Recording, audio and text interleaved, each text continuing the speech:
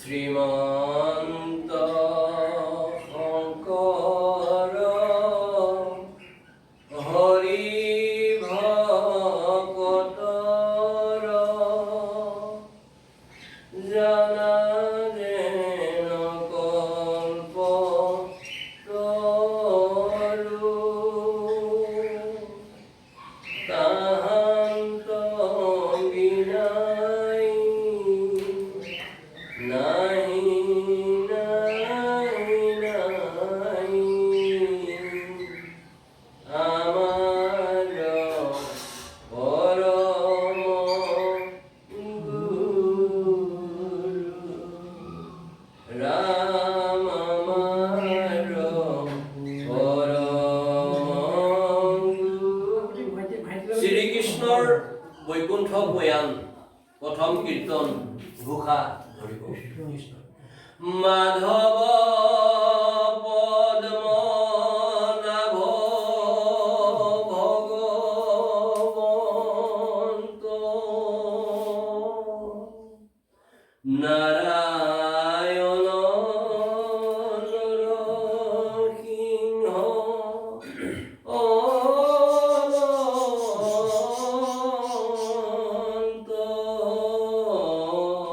মাধৱ পদ্ম nerve ভগৱন্ত নাৰায়ণ নৰসিংহ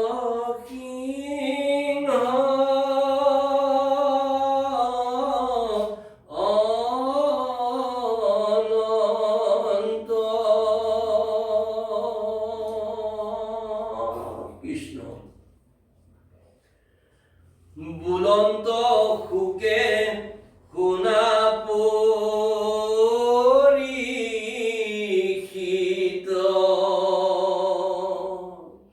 এহি মতে কৃষ্ণে বলো সহিত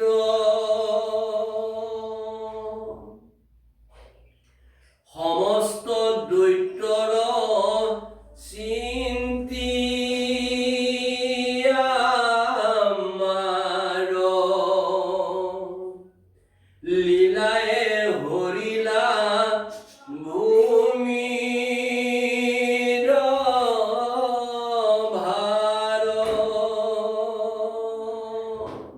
শুকমুনিয়ে পৰীক্ষিত ৰজাক কৈ আছে যে এনেকৈ কৃষ্ণ আৰু বলো দুয়ো লগ হৈ সকলো দৈত্যক মাৰি লীলা কৰি ভূমিৰ ভাৰ হৰণ কৰে। এই যি চতুৰ্বিংশতিতম অৱতাৰ 24টা অৱতাৰ ভগৱন্ত মহাপ্ৰভু দেৱদেৱ জয় জয়তে ঈশ্বৰ শ্ৰীকৃষ্ণই লৈছে। তাৰে মুখ্য অৱতাৰ 10টা: মৎস্য কুৰ্ম নৰসিংহ বামন পৰশুৰাম বলিৰাম বৰা শ্ৰীৰাম বুদ্ধ কলকিকে আদি কৰি। এতিয়া কথা হৈছে কি, সকলো অৱতাৰৰ লক্ষ্য আৰু উদ্দেশ্য ঈশ্বৰ পুৰুষৰ এটাই, দুষ্টক দমন, সন্তক পালন, অধৰ্মিক নাশ কৰি ধৰ্মক স্থাপন। অন্য একো বেলেগ এটা তেনেকুৱা উদ্দেশ্য নাই। আৰু সেইখিনিকে চিন্তি আমি যদি যেনেকৈ তেওঁ ঈশ্বৰ পুৰুষে দুষ্টক দমন কৰে, সন্তক পালন কৰে, আমি যদি সন্ত নহয় দুষ্ট হওঁ, ভকত নহয় অভকত হওঁ, তেতিয়াহ'লে আমাক তেওঁ অৱশ্যে নাশ কৰিব। আৰু সেইকাৰণে আমি ভকত হ'ব লাগে। সন্তক পালন, অসন্তক তেওঁ সেইখিনি সংহাৰ কৰে। আৰু ভূমিৰ ভাৰ, তাৰমানে পাপৰ ভাৰ যেতিয়াই পৃথিৱীয়ে বহন কৰিব নোৱাৰা হয়, পাপীয়ে ইমান পাপ কৰে, পাপৰ ভাৰ যেতিয়াই গ্ৰহণ কৰিব নোৱাৰা হয়, ঈশ্বৰ পুৰুষৰ চৰণত ব্ৰহ্মাৰ লগত গৈ তুতি প্ৰাৰ্থনা কৰে আৰু ঈশ্বৰ পুৰুষে সেই হিচাপে অৱতাৰ লৈ আহি ভূমিৰ ভাৰ হৰণ কৰি যায়। আৰু সেইকাৰণে এনেকুৱা হৈছে এই বৈকুণ্ঠ পয়ানৰ বেলিকা নিজৰ যদুবংশকো তেওঁ এৰি থৈ যোৱা নাই যে মোৰ বংশটোৱে মোৰ নামতে মোকে লৈ অহংকাৰ কৰি তেওঁলোকেতো মই যোৱাৰ পিছত সৰ্বনাশ কৰিব আৰু হয়ো এনেকুৱা একজন বীৰ গতিকে তেওঁলোকেতো আৰু কাৰোকো নেৰিব আৰু বীৰটো হ'বই কৃষ্ণৰ বংশৰ গতিকে সেইখিনিকে চিন্তি যদুবংশকো এৰা নাই দুষ্ট হোৱা কাৰণে গতিকে আপুনি মই কোন কথা আপোনাৰ মোক এৰিব নেকি সেইকাৰণে আমি সেইখিনিকে চিন্তি আমি দুষ্ট নহয় সন্ত হৈ ভকত হৈ ঈশ্বৰৰ ভক্তি কৰি উদ্ধাৰ হোৱা চিন্তা কৰিব লাগিব কৃষ্ণ গুণন্ত জগতৰ পতি পাছে দুখ মহা যদু বংশ আছে অন্যখিনিতো দুষ্টক দমন কৰি সন্তক পালন কৰা চিন্তাখিনি কৰিলে কিন্তু নিজৰ বংশটোক এৰি থৈ যাব গ'লে বেয়া হ'ব সেই কথাটো চিন্তা কৰি সেই যদুবংশক কি কৰিব সেই কথাখিনি তেওঁ চিন্তা কৰি আছে এৰাম তলৈক বিজয়ী একৈক বীৰ নুগুচিল কিছু ভাৰ ভূমিৰ এজন বীৰ তলৈক বিজয়ী কৃষ্ণ বংশৰ যদুবংশৰ তেতিয়াহ'লে যিটো ভূমিৰ ভাৰ দুষ্টক দমন কৰি কৰা চিন্তাটো ৰখা গৈছিলে এওঁলোক থাকিব গ'লে ভূমি ভাৰ কমাই নাই সেইখিনিকে চিন্তা কৰি কি উপায়েৰে সেভাগু লীলা কি উপায়েৰে যদুবংশটোক নিক্ষেপ কৰিব পাৰি সেই কথাটো চিন্তা কৰিলে কিন্তু সেইটোৰ কাৰণে আকৌ আশীৰ্বাদ এভাগ লৈছিলে মনত পৰিছেনে নাই নাজানো আশীৰ্বাদ মানে অভিশাপে এই যেতিয়া 100 পুত্ৰক মানে মাৰাৰ পিছত এই হেৰি আপোনাৰ ৰজা এই হেৰি আপোনাৰ ধৃতৰাষ্ট্ৰৰ ওচৰলৈ গান্ধাৰী আইৰ ওচৰলৈ খবৰ ল'ব গৈছিলে তেওঁলোকক লৈ যেতিয়াই গান্ধাৰীয়ে গম পালে ঈশ্বৰ শ্ৰীকৃষ্ণ আহিছে তুমিয়েতো চব কৰিলা মই যেনেকে 100 পুত্ৰৰ আজি দুখত কান্দি থাকিব লগা হৈছে তোমাৰো বংশ তেনেকে যাতে শেষ হওক বুলি পেলাই যেতিয়াই মানে অভিশাপ দি দিলে চবেতো হতভম্ব পঞ্চপাণ্ডৱ কিন্তু ঈশ্বৰ কৃষ্ণই কৈছে নাই মই আশীৰ্বাদ বুলি পেলাই গ্ৰহণ কৰিছোঁ তাৰ ফলত তেওঁৰ অভিশাপতে এতিয়া যদুবংশ মানে নাশ হ'ব নহ'লেতো উপায় নাই গতিকে ঈশ্বৰৰ লীলা কেনেকুৱা আপুনি চাওক ক'ত যাই পেলাই সেইখিনি যদুবংশ শেষ কৰিবৰ কাৰণে অভিশাপ ভাল মানে কি চলে বলে কৌশলে লৈ আহিছেগৈ কৃষ্ণ এৰাম যিহেতু সবাৰো আমি আশ্ৰয় কাহাতো হন্তে নাহি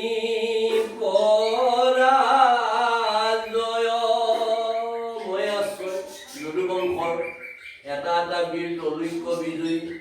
আৰু মই যদি আশ্ৰয় হৈ তেওঁলোকৰ আছো তেওঁলোকৰ কেতিয়াও পৰাজয় নাই গতিকে কি উপায়েৰে যদুবংশক নিক্ষেপ কৰিব পাৰি সেইখিনি চিন্তা কৰিছে কিন্তু আগতে তলা ফলা চাবিটো আনিয়ে থৈ দিছে কৃষ্ণ কৃষ্ণ কন্দল লগাই আসম্বাদ মেলে পৃথিৱীৰ ভাৰ হৰি বুহেলে একেবাৰে সহজ উপায় যদি কণ্ডল লগাব পৰা যায় আৰু ঘৰ গৃহস্থিটো সেইটোৱে যদি কণ্ডল লাগি গ'ল সেইখন ঘৰাও নাথাকে এইখিনি কথা শাস্ত্ৰৰ পৰা আমি বুজি পাব লাগে যাতে ঘৰ গৃহস্থিত কেতিয়াও কণ্ডল নহয় যাতে কণ্ডল হ'লে সব নিক্ষেপ হৈ যাব সেই কথাটোকে চিন্তি কণ্ডল নোহোৱাকৈ ঘৰ গৃহস্থীখনত কেনেকৈ চলাব পাৰি চাব লাগে সেইখিনিয়ে শাস্ত্ৰৰ পদচন্দই আমাক সৌভাগ্য কৰাইছে কৃষ্ণ। এই গুণী পাছে যাদৱ কুলে দিয়াইলা প্ৰভু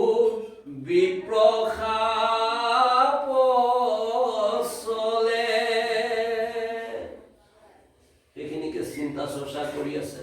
ঈশ্বৰ পুৰুষে। মই বৈকুণ্ঠ প্ৰয়াণটো হমেই, তাৰ আগতে কেনেকৈ যদুবংশক নিঃশেষ কৰি যাব পাৰোঁ। গতিকে চলে বলে কৌশলে বিপ্ৰৰ সাপ দিওৱাৰ চিন্তাটো কৰালে। অলৰেডিতো সাপৰ যিখিনি সৌভাগ্য সেইখিনি কৰিয়ে থৈছে গান্ধাৰী আইৰ পৰা। গতিকে এইখিনি হেৰি হৈছে এইটো বিপ্ৰৰ সাপখিনি গম পায়নে? কেনেকে বিপ্ৰৰ সাপ দিয়া হ'ল ক'বতো বাৰু সেইখিনি হ'বই। সেইখিনি সৌভাগ্য তেনেকৈ কৰাই হ'লেও যদুবংশক যাতে নিঃশেষ কৰিব পাৰি সেই কথাটো তেওঁ চিন্তি আছে। মিলিল বিমংগল দ্বাৰকাত সবাৰো মনে কৰে উৎপাত। গোটেইখিনি কথা কৈ নাযায় কীৰ্তনত, তাৰমানে ভাগৱতত যেনেকৈ কৈ যায় ইয়াত কৈ নাযায়। যদুবংশৰ সকলোৰে মনতে তাৰমানে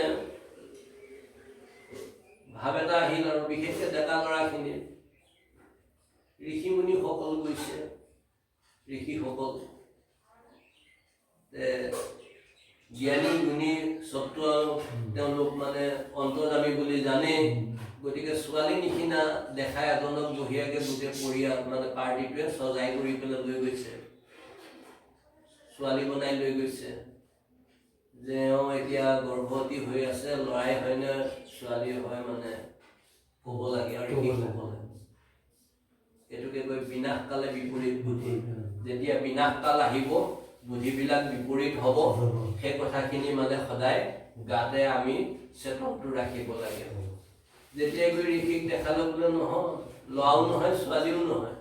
তেওঁলোক অন্তৰ্যামী, এওঁলোকেতো জানে। গতিকে ল'ৰাও নহয় ছোৱালীও নহয়, সেইভাগেই তোমালোকৰ মানে কাল হ'ব।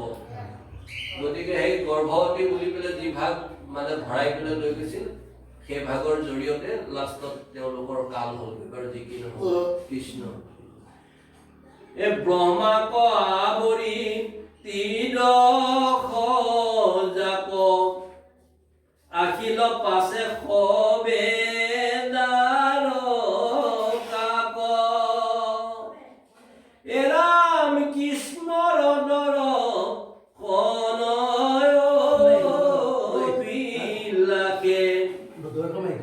বহিল বিমান জুৰিয়া কাষে মহাসমুদ্ৰী দেখি দ্বাৰকাৰ বিস্ময় ভৈল আতি দেৱতাৰ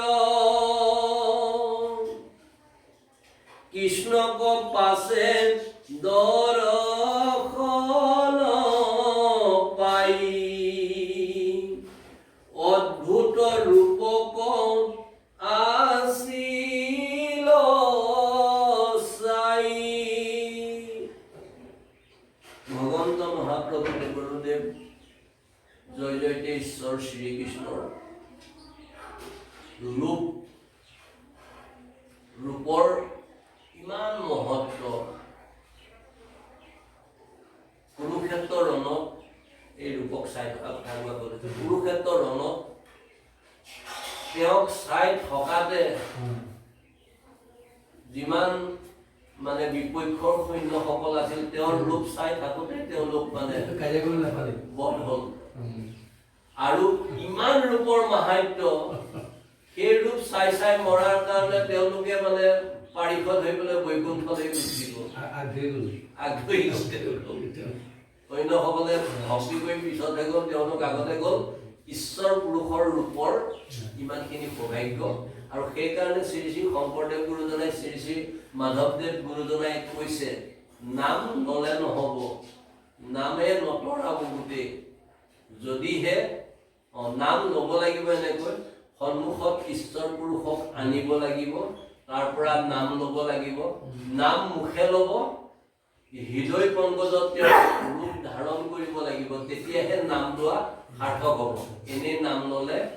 নামে নতৰাব যদি হৃদয়ত তেওঁৰ ৰূপ ধাৰণ নকৰাকে নাম লৈ থাকে কামত নাহিব সেইকাৰণে কৈছে মুখে মানে হৃদয়ে ধৰা ৰূপ মুখে লোৱা নাম হৃদয়ে ধৰা ৰূপ এতেকে মুকুতি পাইবা পহিলো স্বৰূপ সেইখিনি সৌভাগ্য নাম লোৱাজনে আমি শ্ৰৱণ কীৰ্তনত সেইখিনি সৌভাগ্য কৰিবলৈ চেষ্টা কৰিব লাগে এইটো পটককৈ অহা নহয় কিন্তু অভ্যাসে সেই বস্তুটো আনাব আৰু আমি যেতিয়াই অকণমান ভকতি কৰোঁ সেইখন যাতে 100% পিয়ৰ হয় আৰু যাতে তেনেধৰণেৰে আমাৰ শ্ৰৱণ কীৰ্তন নাম লোৱাৰ সৌভাগ্য হওক সেইখিনি আমি সদায় চেষ্টা কৰিব লাগিব কৃষ্ণ এৰাম টিপিটি নাহিম শান্ত এক দৃষ্টি পৰন্ত ক্ষীৰে পাৰিজাত বৃষ্টি চাই থাকিলে চাই থাকিব মন যায় তেনেকুৱা ৰূপ ঈশ্বৰ পুৰুষৰ আৰু যদি আমি তেওঁৰ সেই ৰূপ সেইকাৰণে ৰূপ বৰ্ণনা কৰিছে সেই ৰূপ যদি আমিতো এতিয়া সাক্ষাতে দেখা নাপাওঁ অন্তৰৰ চকুৰে যদি আমি তেওঁক সেইখিনি চাব নোৱাৰোঁ চোৱাৰ সৌভাগ্য নহয় তেতিয়াহ'লে আমি দুৰ্ভাগ্যত ভুগি থকা লেখীয়া হ'ব আৰু সেই ৰূপৰ যি সৌভাগ্য সেইখিনিকে সকলোৱে যাতে চাই পাৰিজাতৰ বৃষ্টি কৰিছে বুলি পেলাই বৈকুণ্ঠৰ শাস্ত্ৰভাগৰ পদচন্দই কৈছে এৰাম কীৰ্তনজলি কৰি এক যুগুতি তৈৰে পৰা হবে কৰন্ত তুতি এৰাম নমো নমো কৃষ্ণ তজু চৰণে যাহাক পৰম ভকত জনে পৰম ভকত জনে তেওঁৰে অভয়দন ৰাতুল যুগল দুখানি শ্ৰী চৰণ অবিৰত অহেতুকী সপ্ৰেম অনন্যৰ সময় নিষ্কাম ভক্তি কৰি থাকিব ইচ্ছা কৰে কিয়নো তেওঁহে মুক্তিদাতা তেওঁ কৃপাময় কৃপাৰ সাগৰ তেওঁ দয়াময় দয়াৰ সাগৰ তেওঁ কৰোণাময় কৰোণাৰ সাগৰ আৰু সেইজনা ঈশ্বৰ পুৰুষক যদি আমি ভক্তি কৰিব নোৱাৰোঁ 84 লক্ষ জন্ম জুনি পৰিভ্ৰমণ কৰি জন্ম জন্মান্তৰ পাৰাধ্য আৰু সাঞ্চিত সুফলৰ বিনিময়ত যি দেৱতাৰো দুৰ্লভ মনুষ্য জন্ম পোৱা গ'ল সেই মনুষ্য জন্মৰ আমি মূল্য নুবুজা লেখীয়া হ'ব আৰু সেইখিনিকে চিন্তি এই মনুষ্য জন্ম পোৱাৰ দেৱতাৰো দুৰ্লভ মনুষ্য জন্ম পোৱাৰ লগে লগে এজন সৎ ভাল গুৰুৰ চৰণত শৰণ ভজন ভাগ লৈ হৃদয়ত ৰূপ ধৰি ঈশ্বৰ পুৰুষৰ মুখত তেওঁৰ নাম লৈ শ্ৰৱণ কীৰ্তন কৰি আমি দৌৰি যোৱাৰ চেষ্টাখিনি কৰিব লাগিব অন্যথা আমি আত্মঘাতী হৈ মৰাৰ লেখীয়া হ'ব এৰাম হৃদয়ত চিন্তে কৰিব বন্ধ অপ্ৰয়াসে তৰে সংসাৰ বন্ধ জন্ম হোৱা দিনাখনে মৃত্যু লিখা হৈছে কোনদিনা মৰিব লাগিব আগতে প্ৰস্তুত হৈ আছে লিষ্টখন গতিকে জন্ম হোৱা দিনাখনৰ লগে লগে আমি সংসাৰৰ বন্ধনত বান্ধ খাই গৈছোঁ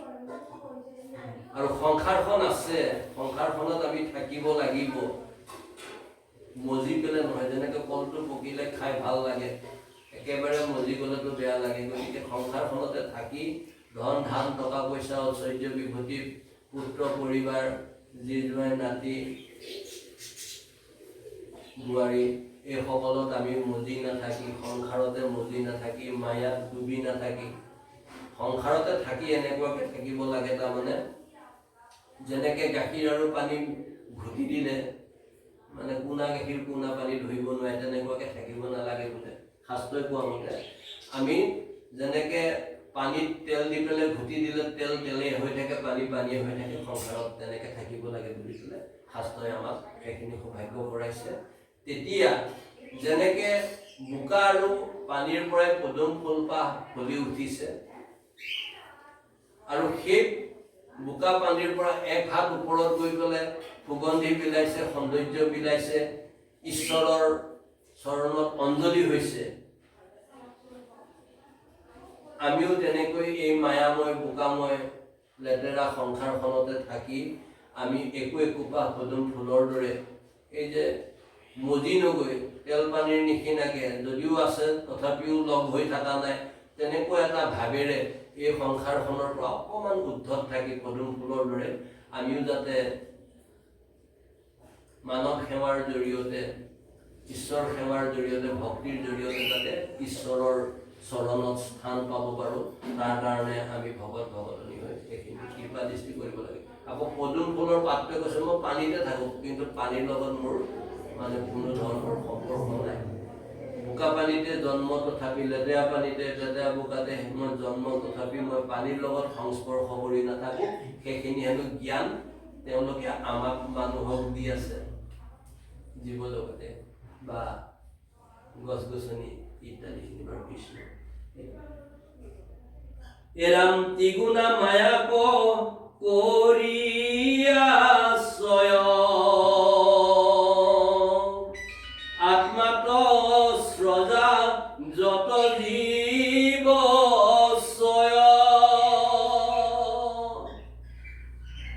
ত্ৰিগুণা মায়াৰ কথা কৈছে সত ৰজ তম এই তিনিগুণ মায়াৰ জৰিয়তে আৰু আমি সেইখিনিতে চলি আছোঁ কিন্তু ঈশ্বৰ কৃষ্ণ ঈশ্বৰ পুৰুষ সত ৰজ তম তিনি গুণৰ ওপৰত তেওঁ নিৰ্গুণ কিবা থাকিলে ক'ব কৃষ্ণ স্বজন পালন কৰায়া পোনে নাপাৱে লাগ একো দুখ গুণ এৰাম তোমাৰ শুনিয়া গুণ চৰিত্ৰ জীৱতে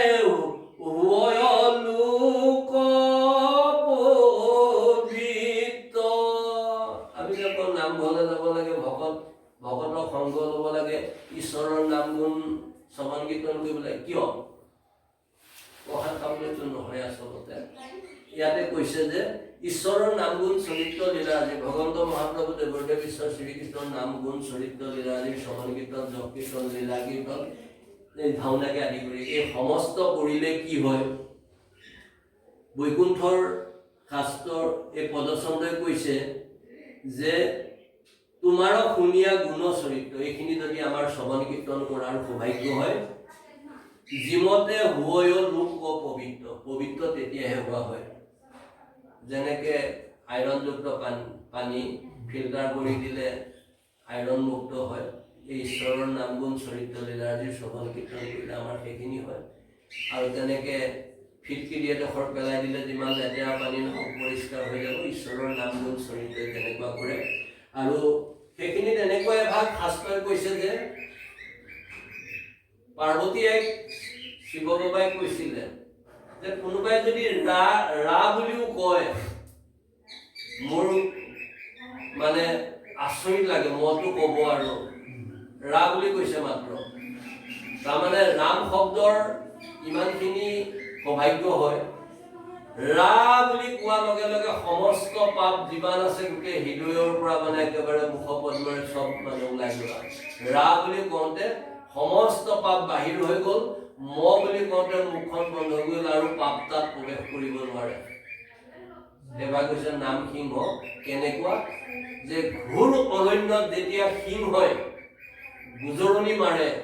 সকলো জীৱ জন্তু চৰাই চিৰিকটিয়ে একদম মানে পলাই পতং দিয়ে তেনেকৈ নাম সিংহ ৰাম কক আপুনি কৃষ্ণ কক যেতিয়াই সেই নাম নব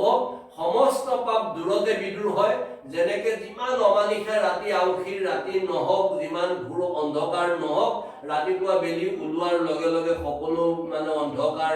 পলাই পত্ৰং দিয়ে তেনেকৈ ঈশ্বৰৰ নাম তেনেকুৱা সেইটো কাৰণে ল'ব লাগে সমস্ত পাপ মানে পুৰি নাশ কৰে শুকান বন বুলি কৈছে নাম ঈশ্বৰৰ নাম শুকান বন খন্তেকতে পুৰি কৰে চন্তা মানে শুকান বনত যেনেকৈ জুই লাগি গ'লে তৎক্ষণাত জ্বলি শেষ হৈ যায় ঈশ্বৰৰ নামে আপোনাক তেনেকৈ পাপ সমস্ত শেষ কৰিব কিন্তু আকৌ নাই পাপ কৰিব নালাগিব বোলে মই নাম লৈ থাকিম পাপো কৰি থাকিম সেইটো হ'ব নালাগিব কৃষ্ণ কৃষ্ণ জ্ঞান দাতা তপ বেদ আচাৰে হিমতে শুদ্ধ কৰিবা কনৰে এৰাম তোমাৰ ৰৈখব লীলা চৰিত তাক শুনে ভনে যিটো কলিত কিয় শুনিব লাগে ঈশ্বৰৰ নাম সেইখিনি কথা কি কৈছে ভগৱন্ত মহাপ্ৰভু দেৱদেৱ ঈশ্বৰ শ্ৰীকৃষ্ণৰ নাম গুণ চৰিত্ৰ লীলা আদিৰ শ্ৰৱণ কীৰ্তন যদি বিশেষকৈ কলিযুগত কৰা হয়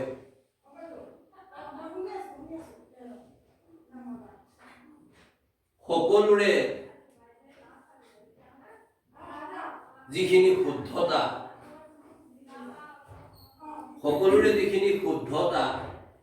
যেনেকৈ মনটো পবিত্ৰ কৰে হৃদয় নিৰ্মল কৰে আৰু যেতিয়ালৈকে মন পবিত্ৰ নহব হৃদয় নিৰ্মল ঈশ্বৰৰ নাম গুণ চৰিত্ৰ লীলাদিৰ শ্ৰৱণ কীৰ্তন কৰি নহব তেতিয়ালৈকে হৃদয় পংকজত কেতিয়াও ঈশ্বৰ পুৰুষ গৈ পেলাই থাপনা নাপাতিব আমাৰ সকলোৰে ভিতৰত যি ভাগ হৃদয় পংকজ আছে তাতে ঈশ্বৰ পুৰুষ বসতি কৰে থাকে তেওঁক আমি তাত ৰাখিবলৈ আমি যত্ন কৰিছো নে নাই এই গোসাঁইৰ ঘৰ ভাগ আছে পাক পৰিষ্কাৰ সাফ সাফাই কৰি পেলাই সেইখিনি যিখিনি শুদ্ধতা অনা হয় সেইখিনি হৃদয় ভাগ শুদ্ধতা হৈ আছে নে নাই খোৱা বোৱাখিনি সেইমতে চিন্তা কৰি পেলাই খোৱা হৈছে নে নাই ঈশ্বৰে গ্ৰহণ কৰা বস্তু গ্ৰহণ কৰা আৰু ঈশ্বৰে নকৰাখিনি গ্ৰহণ নকৰা তেনেকুৱাখিনি সৌভাগ্য হৈছে নে নাই ঈশ্বৰ পুৰুষ য'তে ত'তে তেনেকৈ নাথাকিব গতিকে সেইখিনি শুদ্ধতা লাগিব আৰু নামে এনেকুৱাকে শুদ্ধতা কৰে বুলি কৈছে তেওঁৰ নাম চৰিত্ৰ লীলা যে যেনেকৈ বাৰিষা যেতিয়া বানপানী হয় কিমান ঘোলা পানী আৰু যেতিয়া খৰালি হয় গৈ পেলাই চাবগৈ বেজি এটা পৰি থাকিলেও দেখা পাব গতিকে তেনেকুৱা বাৰিষাৰ যি ঘোলা পানী নদীখন সেইখন আমাৰ এই মানে অভগতীয়া জীৱনৰ লগত তুলনা কৰিছে আৰু যেতিয়া আপুনি ভকতীয়া হ'ব সদ গুৰু ভাল গুৰুৰ চৰণ শৰণ ভজন লৈ যেতিয়া আপুনি ভকতিত আগবাঢ়িব তেতিয়া যাই পাব সেই নদীখন এনেকুৱা খৰালি নিচিনা হৈ থাকিব তাৰমানে বেজি এটা পৰি থাকিলেও দেখা পাব তাৰমানে হৃদয় নিৰ্মল হৃদয় যাৰ ঈশ্বৰ সহায় তাৰ পবিত্ৰ মন যাৰ ঈশ্বৰ সহায় তাৰ তেতিয়াহে ঈশ্বৰে সেইখিনি কৃপা দৃষ্টি প্ৰদান কৰিব কৃষ্ণ হে ৰাম অনেক পুৰুষ কৰি উদ্ধাৰ সংসাৰৰ সুখে পাৰ সংসাৰত সুখেৰে পাৰ হ'বলৈ লাগিলে সকলো পুৰুষক উদ্ধাৰ কৰিব লগা হ'লে ঈশ্বৰৰ নামেহে সেইখিনি কৰাব এজনেও যদি ঈশ্বৰৰ নাম সত্য শুদ্ধভাৱে শ্ৰৱণ কীৰ্তন কৰি সৌভাগ্যখিনি কৰে 21 পুৰুষক উদ্ধাৰ কৰিব পাৰে বুলি শাস্ত্ৰৰ পদচন্দই সৌভাগ্য কৰাইছে এৰাম সুৰস সহস্য পত্নী সকলে অনেক ভাৱ দৰখায়া চলে মনক মঠিবে নো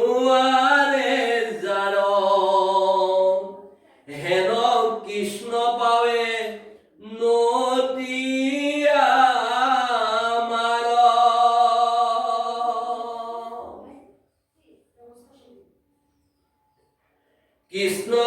কৃষ্ণক আগত দেখি পতে কৰিলে কতুতি আৰু অনেক।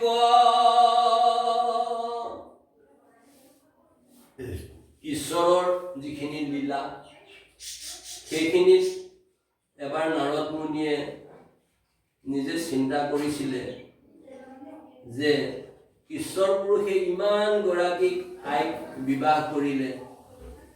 সংসাৰখন কেনেকে চলাই আছে এপাক চাই আহোগৈ। ইভাগ গৃহত যায় ঈশ্বৰ পুৰুষে কিবা এভাগ কৰি আছে, সিভাগত গৈছে কৃষ্ণই কিবা এটা ৰূপত যেনেকে গৈ গৈ গৈ নাও চবতে চোন আছে তেওঁ। যত গোপী তত কৃষ্ণ যেনেকে তেনেকে প্ৰত্যেকখন গৃহস্থিতে তেওঁ আছে। নাৰদে চিন্তা বা লীলাই চোন ভবাই নাছিলো এনেকে সকলো আই সকলো লগত তেওঁ থাকিব বুলি। কিন্তু তেওঁ দেখি আচৰিত হ'ল আৰু তেনেকৈ ব্ৰহ্মায়ো পৰীক্ষা ল'ব আহি আচৰিত হ'ল। গতিকে ঈশ্বৰ পুৰুষৰ লীলা সমস্ত তেনেকুৱা আধ্যা কৰিব ধৰিব। এৰাম নকৈল পদ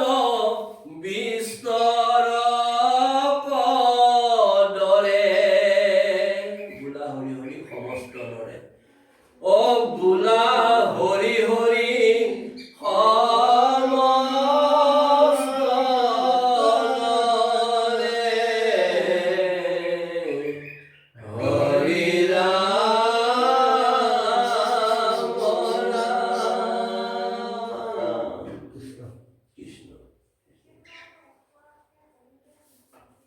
কৃষ্ণ কৃষ্ণ কৃষ্ণ কৃষ্ণ। দ্বিতীয় কীৰ্তন ঘোষা। শিৱ সাৰংগ ধাৰী মধু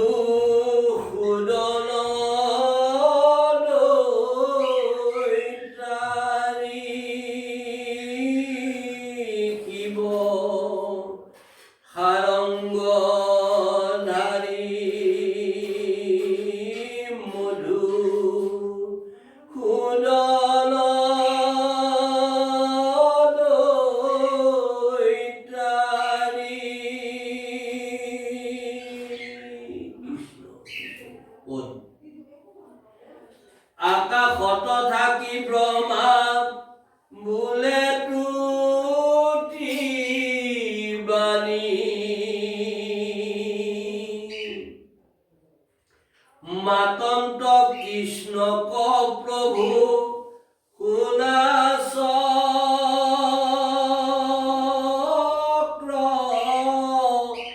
পানী।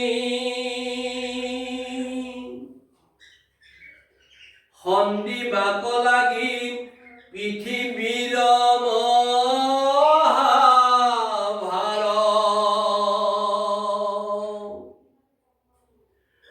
দৈৱকীৰ গৰ্ভে আশী ভৈলায় অৱতাৰ। দৈৱকী আইৰ গৰ্ভত ঈশ্বৰ পুৰুষ আহি অৱতাৰ লৈছিলে পৃথিৱীৰ ভাৰ সংহাৰ কৰিবৰ কাৰণে। দুষ্টক দমন, সন্তক পালন, অধৰ্মী হলে নাশ কৰিব, ধৰ্মক স্থাপন কৰিব। অধৰ্মীক নাশ কৰিলেহে ধৰ্মক স্থাপন কৰিব। য'ত পোহৰ আছে তাত আন্ধাৰৰ স্থান নাই, য'ত আন্ধাৰ আছে মানে পোহৰ নাই কাৰণেহে আন্ধাৰ আছে। আৰু যদি পোহৰ আহিল তাত আৰু আন্ধাৰ কেতিয়াও নহয়। এৰাম দুষ্ট ৰাজাগণক মাৰিলা কৰি লীলা, সন্তক ৰাখিলা প্ৰভু ধৰ্ম কথা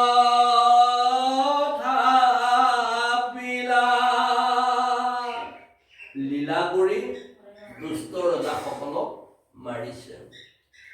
আৰু তাৰ লক্ষ্য আৰু উদ্দেশ্য মহান মানে ধৰ্মক স্থাপন কৰিছে সমস্ত লোকৰ কৰি পাপৰ আলয় দহু দিশে পকা সেইটো মাৰ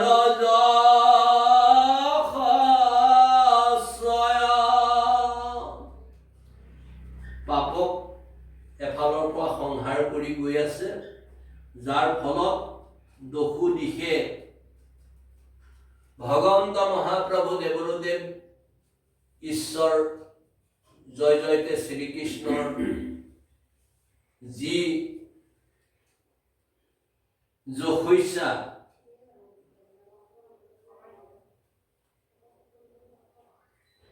প্ৰকাশ পাইছে যদু কুলে অৱতৰি আছা দামোদৰ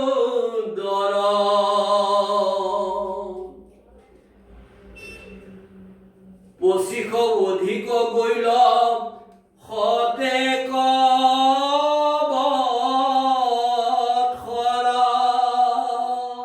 যদুকুলত আহি 125 বছৰ হৈছে তেওঁ সেইটো মেইন জেগাৰ পৰাই আহিছিলে তাত খালী হৈ আছে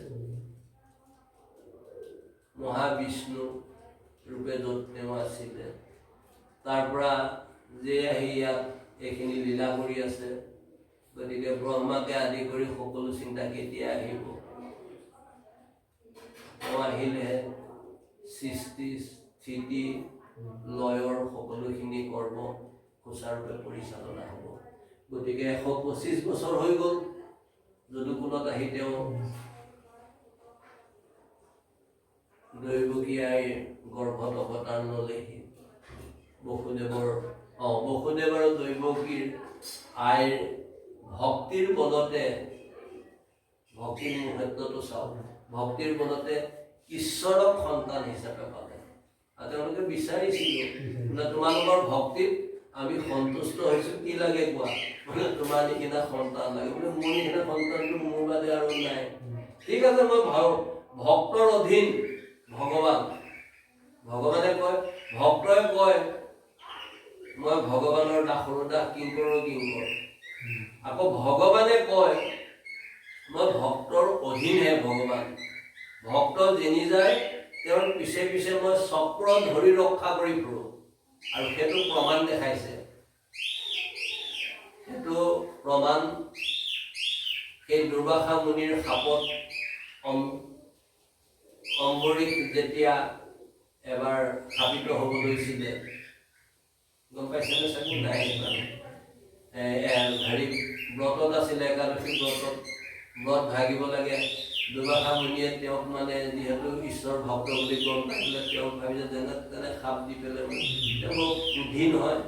যেনে তেনে সাপ দি পেলাই তেওঁ ঘেৰি কৰি ভক্তি দেখাই যান কৰি তে গৈ পেলাই ক'লে ঠিক আছে মই স্নান কৰি আহোঁ ময়ো একেলগে মানে একাদশী ব্ৰত মানে ভংগ কৰি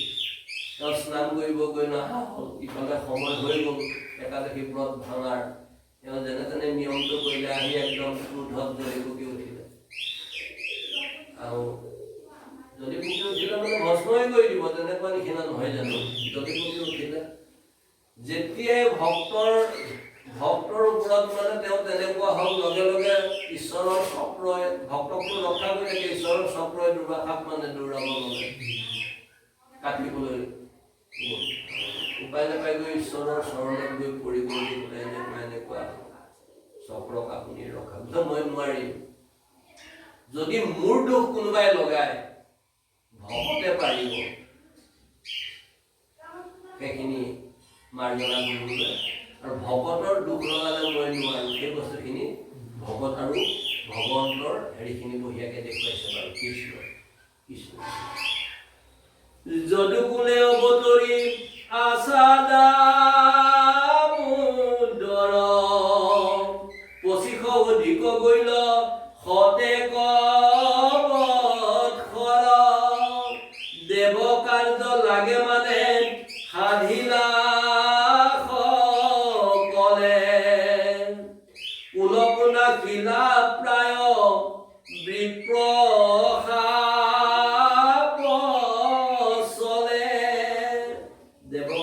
কিমান আছিল সকলো সাধন কৰিলে ঈশ্বৰ গুৰুৱে আৰু নিজৰ কুল তেওঁলোককো নাশ কৰালে যদু বংশ বিপ্ৰ সাপ চলে নিজৰ বংশকে আনে আমাক কি এৰিব গতিকে আমি সাৱধান হৈ থকা ভাল ভগত বৈষ্ণৱ ভগতনী আই মাতৃ আৰু কৃষ্ণ পৃথিৱীক এৰি আবে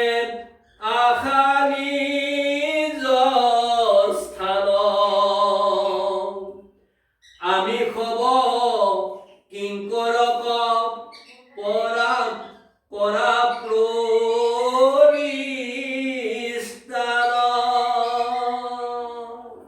বৰমাই প্ৰাৰ্থনা কৰি আছে যে তুমি তাত গৈ এইখিনিতো কৰিলা মেলিলা এতিয়া তোমাৰ আমি দাসৰো দাস কিংকৰৰো কিংকৰ গতিকে পৃথিৱীক এৰি তোমাৰ নিজৰ স্থানলৈ অহা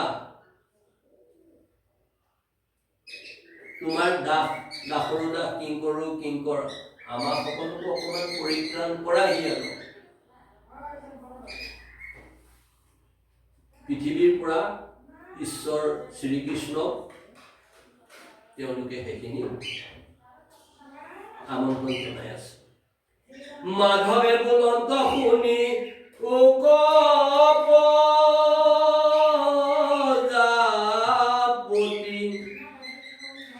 পৃথিৱীক এৰিবে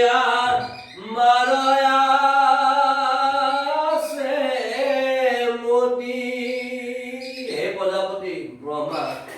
পৃথিৱী এৰা আমাৰো ইচ্ছা আছে কিন্তু কাম শেষ হৈছে নে নাই সেইটোতো মই চাব লাগিব যিটো অহা উদ্দেশ্য আৰু লক্ষ্য সেইখিনিতো স্থিৰ থাকে ঈশ্বৰৰ গতিকে সেইখিনি সম্পূৰ্ণ কৰা হ'ল নে নাই এই কথাটো মই অকণমান চাই লওঁ ৰ'বা কিন্তু যেবে যাওঁ যদু কুল সংহৰি আচল কথাটো কৈছে ভাৰ ভৰে দুনাই তল যাইবে বসুন্ধৰি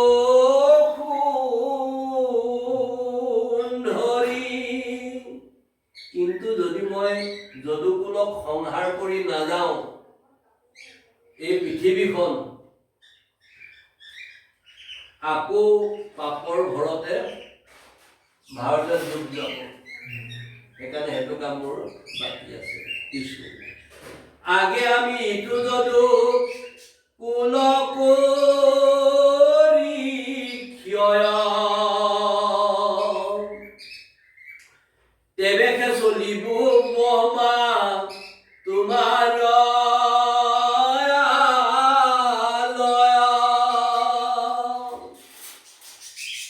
এই যদুকুলক ক্ষয় কৰি হে ব্ৰহ্মা তোমাৰ স্থানলৈ মোৰ নিজৰ স্থানলৈ তেতিয়াহে যাব পাৰিম কৃষ্ণ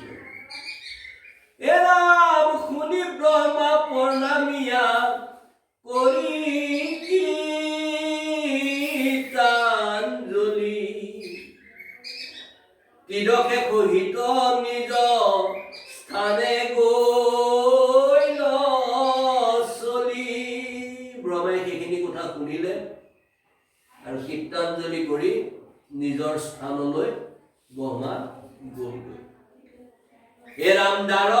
কাতলে কমি লাৱেও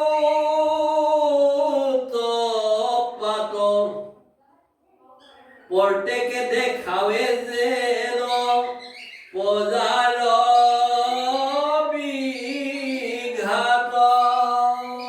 আৰম্ভ হৈছে আৰু এতিয়া কাৰোবাৰ কেনেকৈ কাক কোনে কি কৰিব পাৰে বলিলন্ত বাণী কৃষ্ণে বংশ শুনাই প্ৰভাসক যাইব আমি এৰি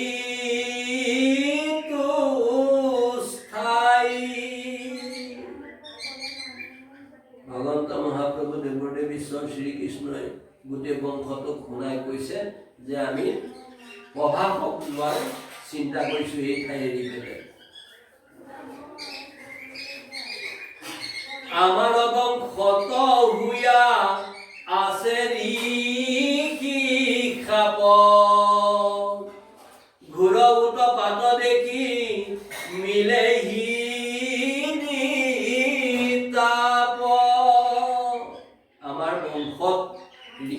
সাপ লাগি আছে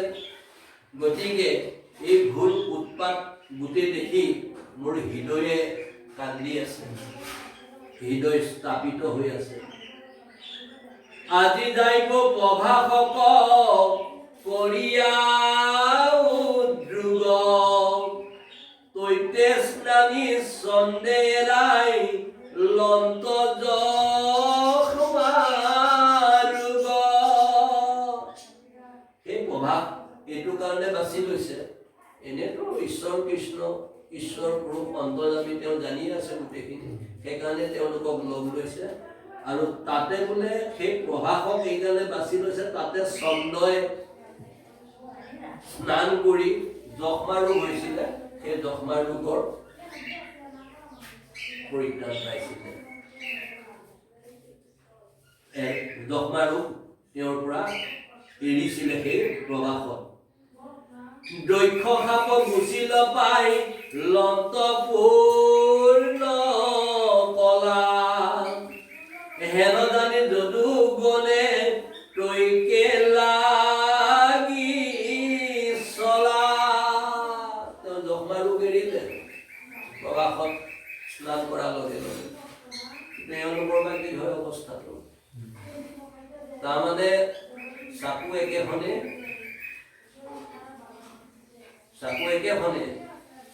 ডক্টৰে যদি লয় বঢ়িয়াকে অপাৰেশ্যন কৰি পেলাই ৰোগীটো দুৰাৰোগ্য বেমাৰৰ পৰা ভাল কৰি দিব আৰু সেইখন চাকুকে যদি ডকাইতে লয় এফালৰ পৰা কাটি মাৰি নিঃশেষ কৰিব গতিকে তেনেকুৱা চিন্তাহে বোলে চাকু একেখনে কৃষ্ণ ঈশ্বৰেও তেনেকেই লীলাখিনি দেখুৱায় হে ৰাম সবংশে আমিও গয়া তৈতে কৰি স্নান বিপ্ৰক ভোজন কৰাই দেউ মহাদান আমাৰ যদুবংশত যেতিয়া এনেকৈ ঋষিৰ সাপ লাগিল তালে বোলা প্ৰবাসতে আমি সকলোৱে স্নান কৰি বিপ্ৰসকলক ভোজন কৰোৱাৰ আৰু মহাদান দিয়াৰ চিন্তা কৰোঁ যাতে ঋষি সাপৰ পৰা মুক্ত হ'ব পাৰোঁ এৰাম দান পুণ্যে হুৱে ঘূৰ দুৰ্গতি নিস্তাৰ যেন মহানাৱে খাগ ৰত কৰে পাৰ দান পুণ্য এই সকলোখিনিয়ে দুৰ্গতি নিস্তাৰ কৰে সেইকাৰণে আমি সকলোৱে দান কৰিব লাগে কিন্তু দান কৰিব যাওঁতে পাত্ৰ উপযুক্ত হয় নে নহয় সেইখিনি চোৱাৰ প্ৰয়োজনীয়তা থাকে উপযুক্ত পাত্ৰত দান কৰা হৈছে নে নাই আৰু এনেকুৱাকে দুৰ্গতি নিস্তাৰ কৰে যেনেকে খৰস্ৰোতা নদী এখন পাৰ হ'ব লাগে আপুনি হয়তো সাঁতুৰি পাৰ হ'ব নোৱাৰিম যদি সৰু নৌকা এখন হয় তেতিয়াহ'লে পাৰ হৈ যাব পৰা যাব আৰু সৰু নৌকাখন হ'লে ব্ৰহ্মপুত্ৰখনো পাৰ হ'ব পৰা যাব দান পুণ্য এনেকুৱা এভাগ বস্তু সেই সৰু নাওখনৰ লেখীয়া বেছিকে কৰিলেতো ডাঙৰ নাৱেই হ'ব জাহাজ হ'ব গতিকে কমকে কৰিলেও সৰু নাওখনৰ লেখীয়া হ'ব দান আৰু পুণ্য সেইটো কাৰণে কৰিব লাগে যাতে আমি এই ভৱসাগৰ ভৱ নদী যাতে আমি পাৰ হ'বলৈ আমাৰ সৌভাগ্যখিনি হয় আৰু সৰু নাৱৰ লেখীয়া খৰস্ৰোতা নদীখন হওক ব্ৰহ্মপুত্ৰখন হওক যেনেকৈ নাওখনে পাৰ কৰাব পাৰে এনেই নোৱাৰে দান আৰু পুণ্যই সেইখিনি আমাক সৌভাগ্য কৰে বুলি বৈকুণ্ঠৰ এই শাস্ত্ৰ ভাগৰ পদচন্দই আমাক সৌভাগ্য কৰাইছে কৃষ্ণ এৰাম কৃষ্ণৰ বচন শুনি যদু গণ তীৰ্থক যাই বাপ হবে কৰিল দান পুণ্য কৰা কথাভাগ ভগৱন্ত মহাপ্ৰভু দেৱদেৱ ঈশ্বৰ শ্ৰীকৃষ্ণই দুইহাতে চলি আছে হ'ব কিবা থাকিলে আপোনাৰ খবৰ কৃষ্ণ এৰাম লৰালৰি কৰি ভয় লগা পাৰ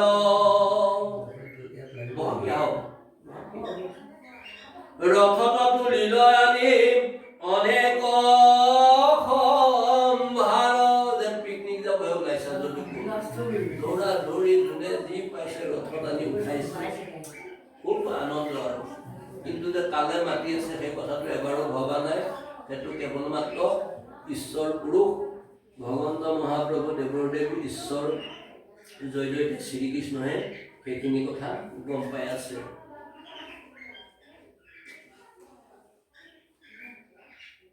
এৰাম নিশান কুবায়া খবে এক স্থান ভৈল বাল বৃদ্ধ স্ত্ৰী মাত্ৰ নগৰ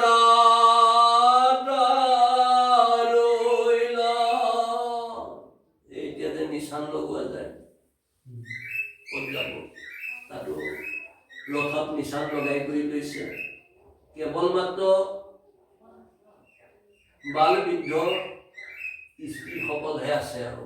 সেইসকলকে ভয় নাই না তেওঁলোক আছে বৃদ্ধজন মৰিবই বেছি দিন নাই